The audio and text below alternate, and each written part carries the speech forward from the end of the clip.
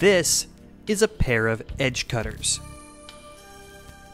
or angle cutters, or electrician's wire cutters, or hobby pliers, or flush cutters, or nippers.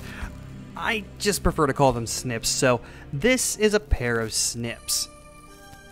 They are sharp, modified pliers that are built to, well, snip things. And in the realm of Gunpla, they're one of a small handful of tools that one might consider necessary, unless you're okay with your parts coming out looking like a teenager's face. This pair of snips is called the Bead Buddy Pinnacle Series Flush Cutters and feature rust-resistant carbon steel construction, grippy handles, and according to the manufacturer, European quality. Curiously, they don't mention if this European quality is more, say, German engineering or Grecian economy. Something the Bead Buddy Pinnacle Series flush cutters have that is genuinely nice is this little screw here. This is a tension screw, and it works like this.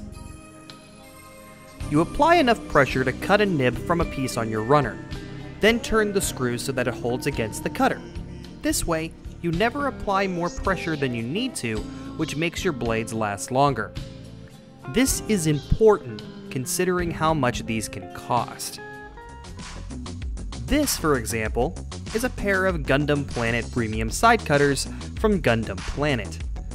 They are $35. This is a set of Tamiya Sharp Point side cutters that run $28. This is a pair of God Hand SPN-123 Ultimate side cutters, and they are $120.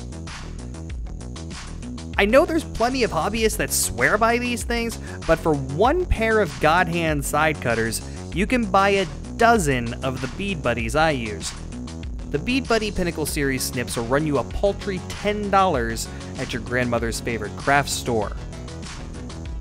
Now, none of this is to say that the Bead Buddy snips are the best because they're cheaper. Hell, you can pick up some bargain basement snips from your local big box soul harvesting engine for about $6. And there are some things about these snips that are downright not good. First off, the head is not built for hobby snipping. Oddly, it's built for beadwork, so it is huge, which is a problem when you're working on a real grade and you can't tell if a part is actually a part or a nib that needs cut off. Before you know it, you're left with a chunk cut out of your inner frame, and your kit keeps falling over.